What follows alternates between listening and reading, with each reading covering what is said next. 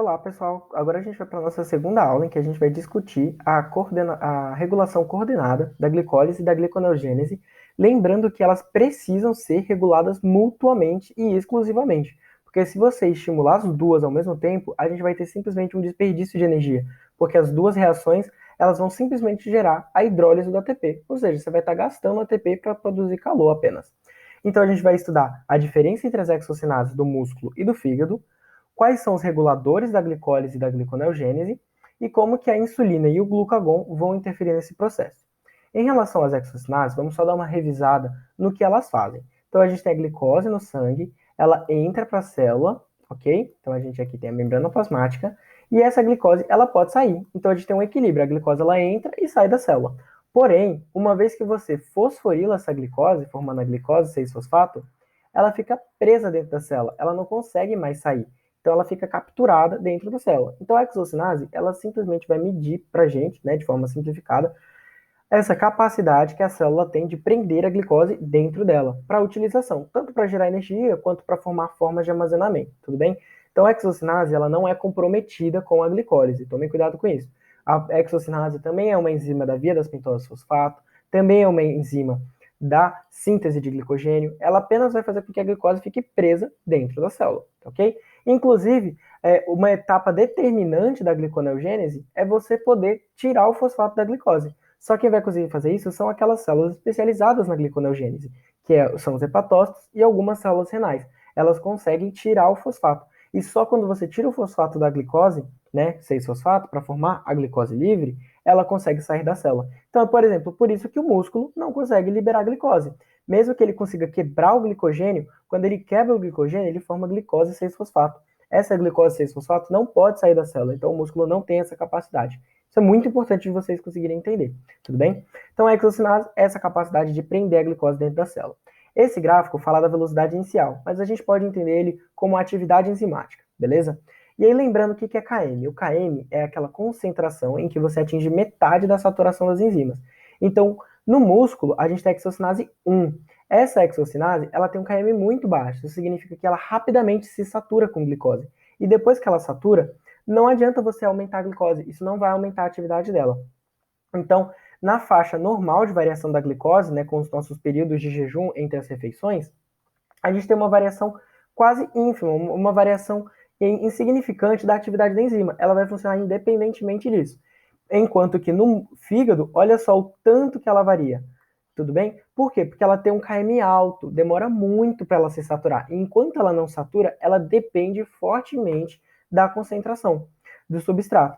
Então, quando a gente tem a hexocinase hepática, que também pode ser chamada de glicosinase, ela depende muito da disponibilidade no sangue.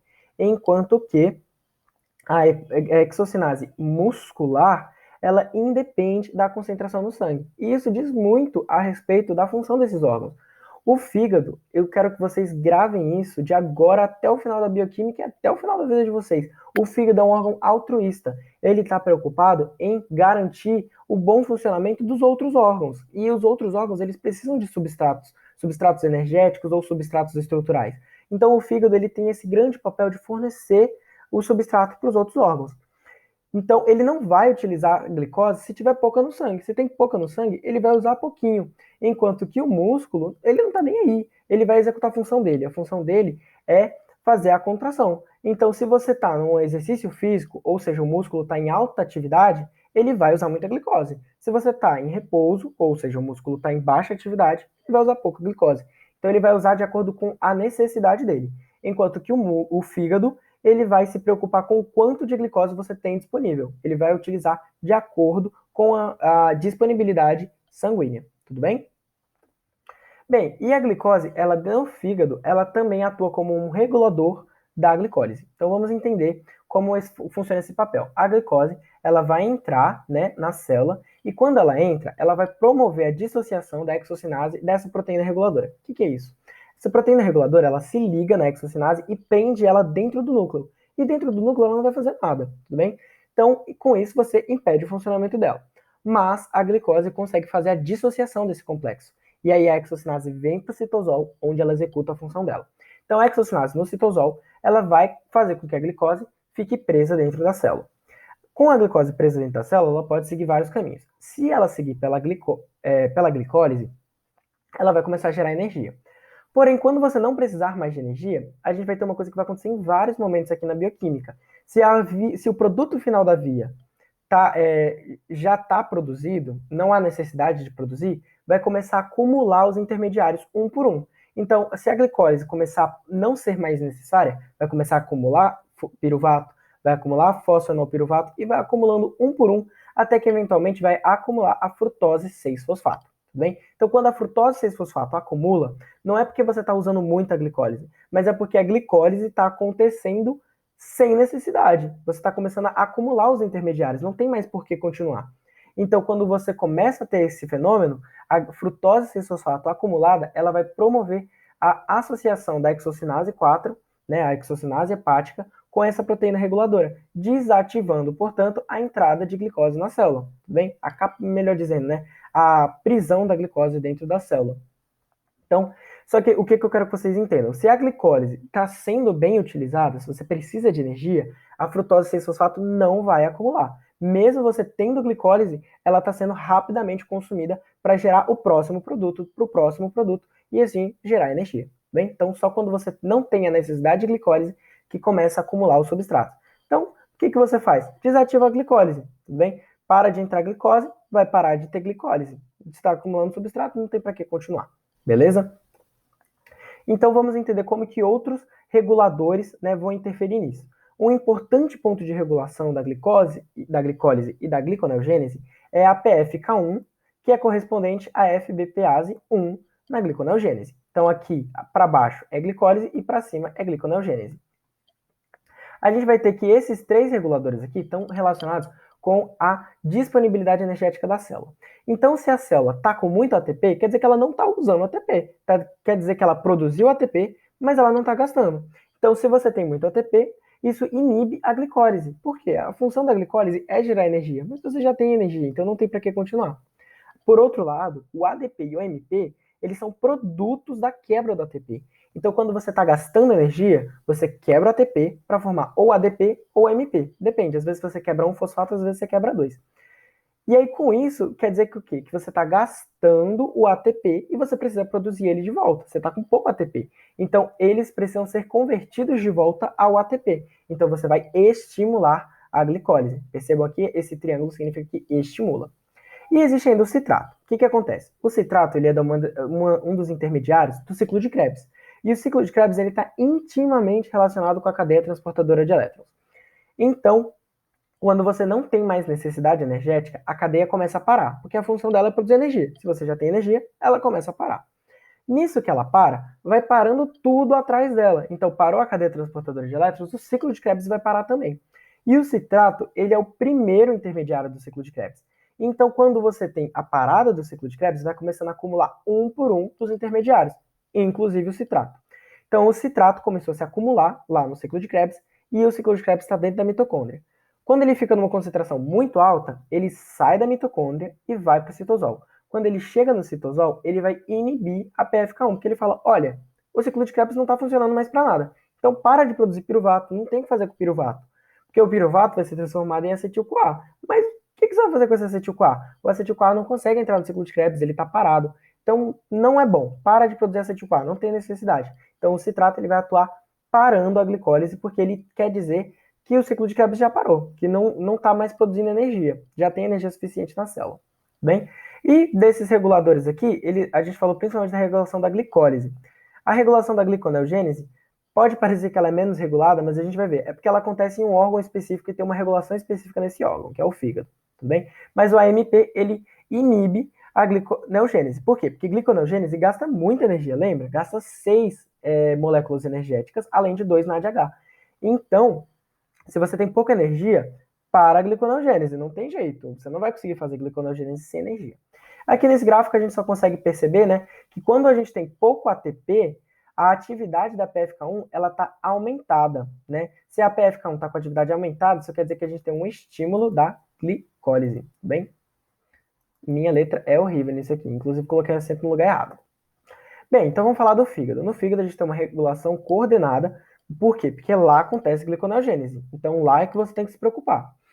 Bem, a gente tem uma molécula chamada frutose 2,6-bifosfato, tudo bem? Essa molécula ela é formada de forma parecida com a frutose 1,6-bifosfato.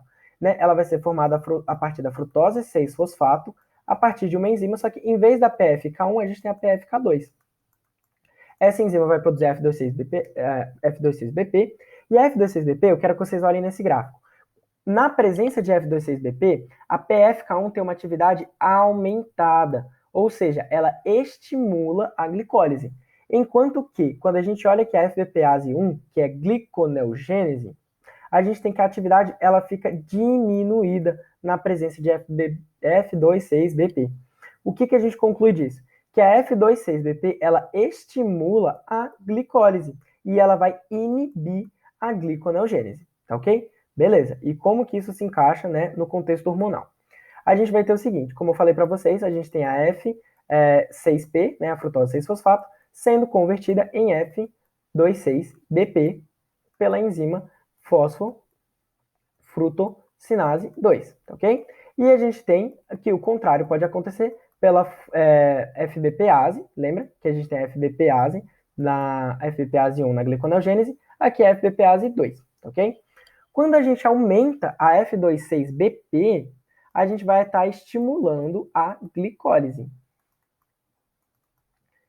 E quando a gente tem uma diminuição da F26BP, quando a gente favorece a frutose 6-fosfato, isso vai acabar, de certa forma, estimulando a gliconeogênese, né? Porque a gliconeogênese ela ocorre com mais intensidade na ausência de F26BP, tudo bem? Beleza. Só que PFK2 e FBPase 2 são a mesma enzima, só que com dois sítios catalíticos. Então, eu tenho essa mesma enzima que ela ora funciona como PFK2, ora funciona como FBPase 2. Isso vai depender do estado dela, se está fosforilado ou não. Quando ela não está fosforilada, que isso é estimulado pela insulina, a insulina estimula a atividade PFK2 e a PFK2 estimula, olha, a glicólise. Então a insulina estimula a glicólise. Isso faz sentido? Faz. Insulina é um hormônio da saciedade, é um hormônio quando você tem energia. Se você tem energia, você pode gastar. Para que eu estou gastando essa energia? Para produzir glicogênio, para produzir ácidos graxos, para produzir aminoácidos, para produzir nucleotídeos. Tudo isso gasta energia. Então, vamos usar a energia para produzir essas coisas, porque depois você vai precisar. O glucagon, por outro lado, ele é um hormônio da fome, né? Ele não causa fome, perdão, mas ele é um hormônio do jejum. É quando você não tem mais tanta energia assim disponível. Então você precisa começar a racionar. E aí o que o glucagon faz? Ele fosforila esse complexo enzimático, e aí com isso, nesse formato fosforilado, quem vai estar ativo é a FBPase 2. E a FBPase 2, ela vai estimular a gliconeogênese. Isso faz sentido? Faz, porque a gente está falando do fígado. No fígado, você precisa fazer gliconeogênese para produzir glicose para os outros tecidos. Então o fígado ele se vira, ele vai usar qualquer outra coisa, menos glicose. Por quê? Porque ele vai produzir glicose para os outros tecidos usarem. Ah, mas isso é frescura? Por que os outros não usam ácido graxo? Porque tem alguns que não conseguem. Bem, então o fígado ele tem que garantir o suporte de glicose para os outros tecidos. Ele se vira com o que tem. E aí, a partir do que tem, ácidos graxos, ele gera energia para produzir glicose. Ele vai gastar ácidos graxos para produzir energia para produzir glicose e outros tecidos utilizarem a glicose.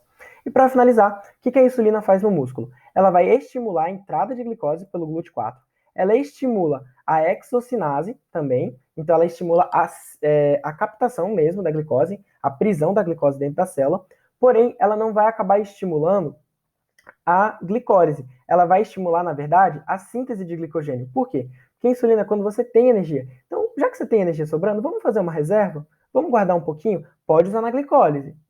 Ela não inibe a glicólise.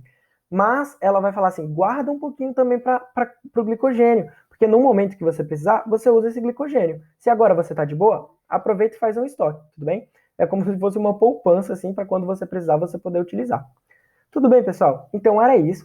Né, sobre a regulação, é um pouco complexo, eu sei que vocês ainda estão se adaptando, né, com esse tanto de enzima, mas com o tempo isso vai se tornando cada vez mais natural. O importante é vocês conseguirem ter essa visão integrada dos processos e entender como que eles são regulados, e não só entender, tipo, enzimaticamente a regulação, mas entender o sentido dessa regulação, o papel dos órgãos e o papel dos hormônios.